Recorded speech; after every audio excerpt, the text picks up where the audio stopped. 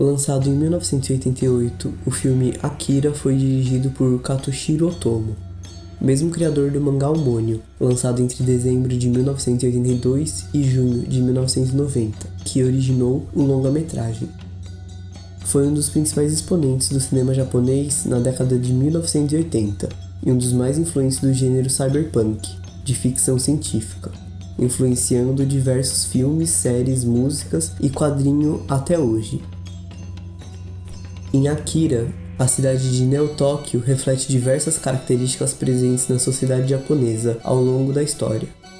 Os desacordos entre o governo e o exército, por exemplo, foram muito comuns durante a Segunda Guerra Mundial, quando o exército agia com certa autonomia do governo e tinha uma grande influência sobre a mentalidade da população.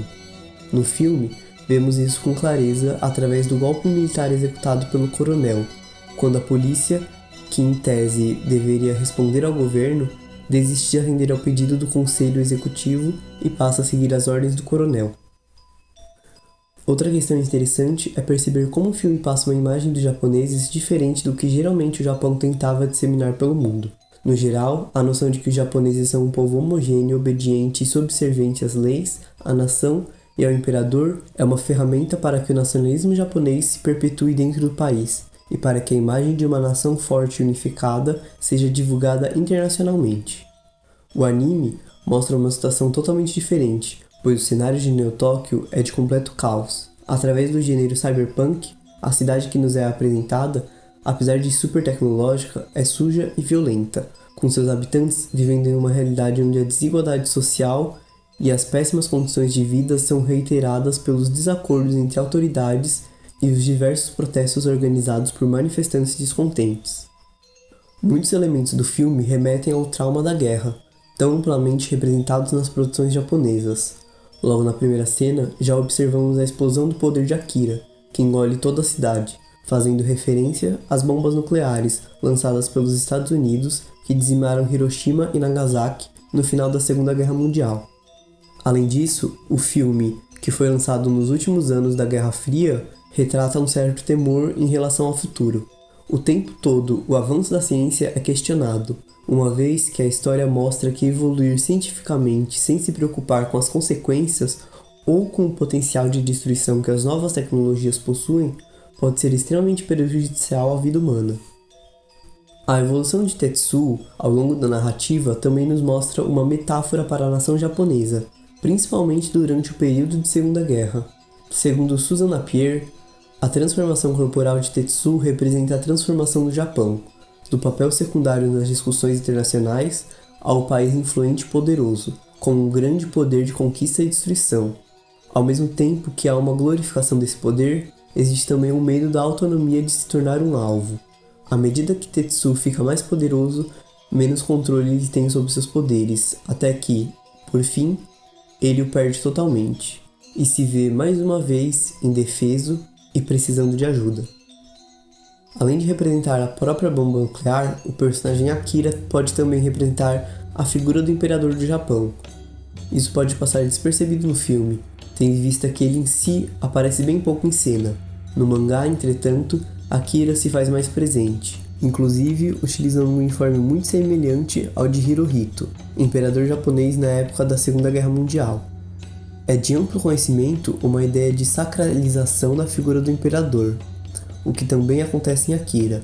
Visto como um messias, diversas pessoas e grupos aguardam pela sua volta, que, quando acontece, de fato o eleva a uma espécie de divindade, gerando um fenômeno talvez só ocorrido no surgimento do universo.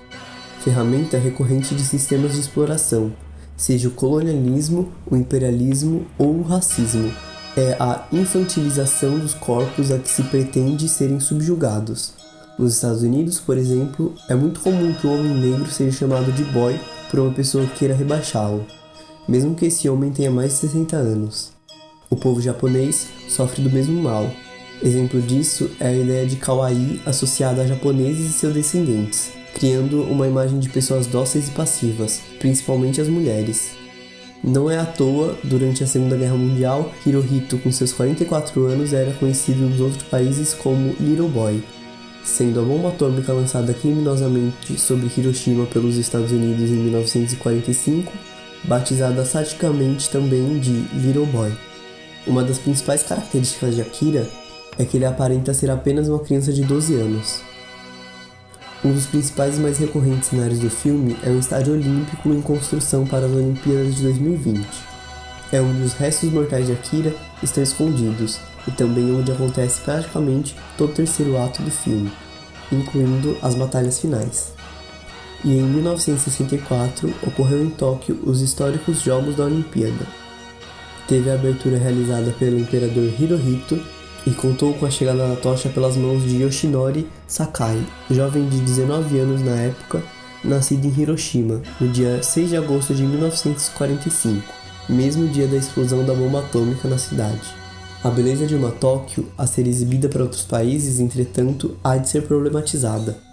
Um país obrigado a se recuperar de uma guerra que perdeu, não só politicamente, mas que causou danos irreversíveis como a morte de milhares de pessoas, teve de trabalhar muito mais para que fosse possível tal evento.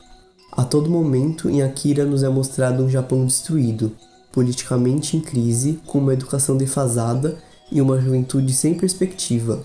É curioso que um país nessas condições esteja gastando tanto dinheiro para sediar um evento que irá durar apenas 14 dias, similar ao que aconteceu em 1964.